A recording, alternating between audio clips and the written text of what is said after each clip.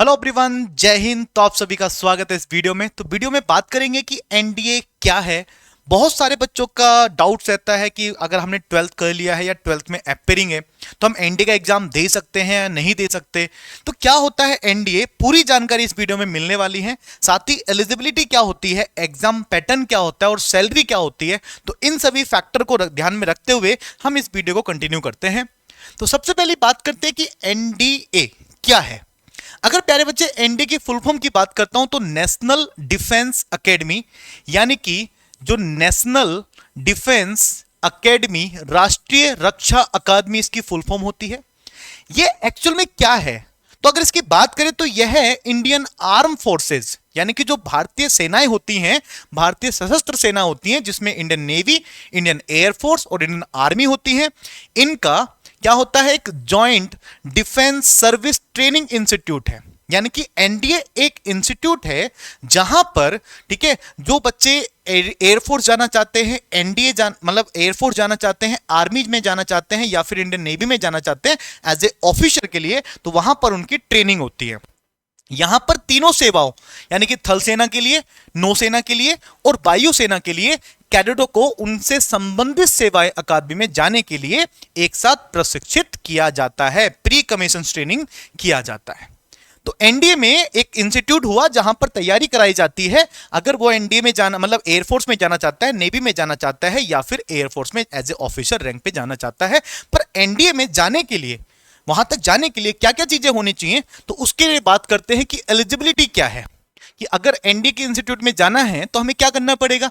सबसे पहली बात, क्वालिफिकेशन क्या होनी चाहिए एंड एज क्राइटेरिया कितना होना चाहिए। तो प्यारे बच्चे, अगर एज क्राइटेरिया की बात करता हूं तो एक्चुअल में 16.5 एज आपकी मिनिमम होनी चाहिए और 18.5 तक आपकी एज होनी चाहिए। वैसे कई जगह बच्चे देखते हैं कि सर 19.5 है। भाई 19.5 जो एग्जाम, जो डेट होती है वो इंस्टीट्यूट में एंट्री करने की, यानी कि इंस्टीट्यूट में एडमिशन तक होने की होती है। पर जब इसका फॉर्म निकलता है, फॉर्म निकलने के बाद एनडीए का एग्जाम होता है, एसएसबी होता है, तो वो सारी प्रोसेस को देखा जाए तो लगभग जो एग्जाम फिल कर सकते हैं वो 16.5 से 18.5 एज तक बच्चे एग्जाम फिल कर सकते हैं। पूरे एक साल की प्रोसेस तक 19.5 तक हो जाती है, तब तक आप एंट्री कर जाते हो अंदर। तो एज क्राइटेरिया समझ में आया। 16.5 से लेकर 18.5 तक आप फॉर्म फिल कर सकते हो और 19.5 तक आप एंट्री कर जाते हो अंदर।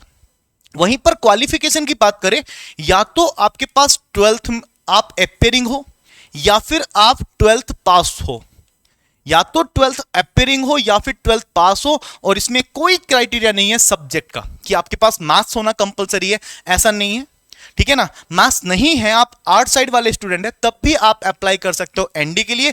बट एनडीए में अगर मैथ्स नहीं है, फिजिक्स नहीं है, तो आप सिर्फ आर्मी स्ट्रीम के लिए अप्लाई कर सकते हो। वहां पर आपको अपनी अपनी जो पोस्ट होती है उसके लिए अप्लाई करना पड़ता है कि आप आर्मी के लिए अप्लाई कर रहे हो, ठीक है ना, या नेवी के लिए या एयरफोर्स के लिए। तो अगर आपके पास मैथमेटिक्स नहीं है तो आप आर्मी के लिए अप्लाई कर सकते हो, मैथमेटिक्स वाला भी आर्मी के लिए अप्लाई कर सकता है, बिना मैथमेटिक्स वाला एयरफोर्स और नेवी के लिए अप्लाई नहीं कर सकता, ठीक है। तो 12th पास आउट हो सकते हैं या फिर 12th अपेयरिंग हो सकते हैं, तो आप सब अप्लाई कर सकते हो।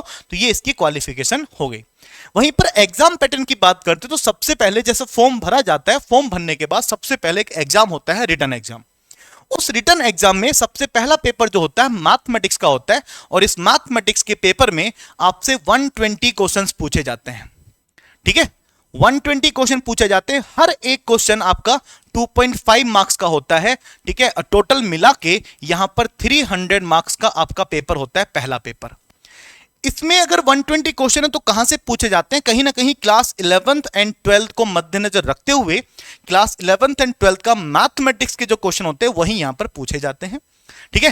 300 मार्क्स का होता है, नेगेटिव मार्किंग इसमें 1/3 की होती है, 1/3 की नेगेटिव मार्किंग भी होती है। तो 300 मार्क्स का पहला पेपर हुआ। वहीं पर दूसरा पेपर होता है आपका जीएटी का। जीएटी की बात करें तो जीएटी में आपसे इंग्लिश पूछी जाती है, इंग्लिश के साथ साथ आपसे फिजिक्स एंड साथ में chemistry and plus biology, history, geography, economics, ठीक है, और करंट अफेयर, यानी कि जो भी बाकी चीजें बच्ची मैथ्स को छोड़कर वो सब कुछ आपका जीएटी में, जनरल एबिलिटी टेस्ट में सेकंड पेपर में पूछा जाता है। सेकंड पेपर में टोटल मिला के आपके 150 क्वेश्चन पूछे जाते हैं और हर एक क्वेश्चन 4 मार्क्स का होता है, यानी कि पूरा पेपर अगर देखा जाए तो आपका 600 मार्क्स का पूरा पेपर आपका होता है। 300 मार्क्स का पहला पेपर, दूसरा पेपर 600 मार्क्स का होता है, और दोनों मिलाकर जो रिटर्न होता है आपका 900 मार्क्स का टोटल रिटर्न होता है। जो इस रिटर्न को क्वालिफाई करते हैं, जो बच्चे पहले एग्जाम फॉर्म भरने के बाद मैथ्स का और जीएटी का फॉर्म जब पेपर होता है इसको क्वालिफाई करते हैं, उनके रोल नंबर्स दिखाई देते हैं कि हाँ कौन कौन बच्चे क्वालिफाई किए हैं, उनको बुलाया जाता है। फिर एग्जाम पैटर्न पे नेक्स्ट स्टेप पे चलते हैं एसएसबी के लिए, जिसको कहा जाता है service selection board. Service selection board में क्या होता है, वहां पर आपका इंटरव्यू होता है जो कि 5 डेज का होता है। कितने डेज का होता है? 5 डेज का। 5 डेज का वहां पर इंटरव्यू होता है, और उस इंटरव्यू पे भी आपके मार्क्स होते हैं, यानी कि 900 मार्क्स का आपका इंटरव्यू होता है। 900 मार्क्स का आपका रिटर्न हुआ, 900 मार्क्स का आपका एसएसबी हुआ, टोटल मिला के आपका 1800 यानी कि 1800 मार्क्स का पूरा पेपर हुआ।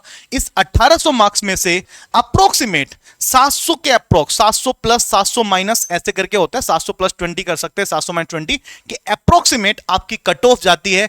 जो बच्चे एसएसबी और रिटर्न में इतने मार्क्स लेके आते हैं उनको उनका सिलेक्शन हो जाता है। फिर उनका मेडिकल होता है, ठीक है ना। तो एग्जाम पैटर्न में एक मेडिकल टेस्ट भी होता है। मेडिकल क्वालिफाई करने के बाद वो बच्चे फिर भेजे जाते हैं ट्रेनिंग के लिए।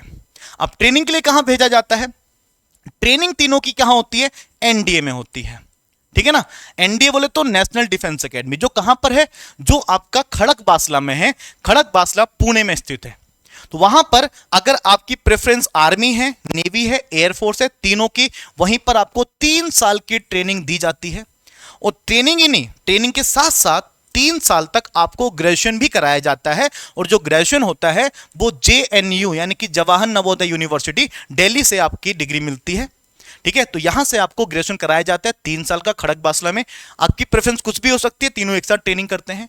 3 साल की ट्रेनिंग के बाद जिनकी प्रेफरेंस आर्मी होती है उन सभी बच्चों को Dehradun IMA Indian military academy में भेज दिया जाता है, जो उसकी ट्रेनिंग 1 साल की 1 ईयर की ट्रेनिंग होती है। तो 1 साल के लिए उनको आर्मी वाले बच्चे की जो प्रेफरेंस होते हैं उन सभी बच्चों को देहरादून आईएमए में भेज दिया जाता है, यानी कि इनकी स्पेशल ट्रेनिंग होती है। और यहीं से इनके कंधों पर 2 स्टार लगते हैं और 2 स्टार लग के ये ऑफिसर्स बन जाते हैं। वहीं पर ऐसे ही जो एनडीए वाले में से जो आर्मी वाले थे उनको देहरादून भेज दिया जाता है। ऐसे ही जो आपके एयरफोर्स वाले होते हैं उनको एयरफोर्स एकेडमी में भेज दिया जाता है। जो नेवी वाले होते हैं नेवी एकेडमी में भेज दिया जाता है, जहां पर नेवी की उनकी स्पेशल ट्रेनिंग होती है। यानी कि 3 साल की कंबाइंड ट्रेनिंग हुई, और उसके बाद 1 साल या 1.5 साल, जैसे कि एनडीए के लिए जो आर्मी के लिए होता है वो 1 साल होता है, किसी के लिए 1.5 साल भी होता है, ठीक है। जैसे एयरफोर्स और नेवी के लिए अलग अलग होता है थोड़ा सा, तो उनकी ट्रेनिंग स्पेशल अलग अलग ट्रेनिंग होती है। तो ऐसे करके पूरी ट्रेनिंग के बाद वो बन जाते हैं एज ए ऑफिसर। ऑफिसर बनने के बाद अगर मैं बात करता हूं सैलरी की, तो प्यारे बच्चे सैलरी आपकी ट्रेनिंग पीरियड से ही मिलना स्टार्ट हो जाती है, बड़े कम मिलती है, ठीक है। बाकी सब चीजें बाद में जुड़ती हैं। ट्रेनिंग पीरियड से ही अगर स्टार्ट सैलरी की बात करूं तो लगभग अप्रोक्सीमेट मैं कह रहा हूं 54-56,000, ठीक है, प्लस आपकी सैलरी होती है, ठीक है ना। और बाकी जैसे ही आप ट्रेनिंग कंप्लीट करते हैं उसके बाद आपकी सैलरी और इंक्रीज हो जाती है, आपके फंड वगैरह सब कुछ मिलना स्टार्ट हो जाता है। तो एक बेहतरीन जॉब, ठीक है ना, जिसको कहते हैं अगर 12th के बाद सीधा ऑफिसर बनना है, अगर कोई जॉब है जिसमें रेस्पेक्ट विद मनी दोनों चीजें अगर काउंट की जाएं तो वो यहां पर आपको मिलती हैं, ठीक है प्यारे बच्चों। तो अगर आपके अंदर भी है जुनून एनडीए करने का, एनडीए का एग्जाम निकालने का, एनडीए में ट्रेनिंग करने का और एक ऑफिसर बनकर देश की सेवा करने का, तो भाई आप लग जाइए मेहनत में। अगर आप 12th एपियरिंग में हैं या फिर 12th पास आउट हैं, अगर कोई भी डाउट है तो कमेंट बॉक्स में अपने डाउट्स लिख सकते हैं, और मैं कोशिश करूंगा कि जल्दी से जल्दी आप सबके कमेंट्स पढ़कर उनका डाउट क्लियर कर दिया जाए। ओके, थैंक यू, जय Hind, Vande Mataram, love you to all.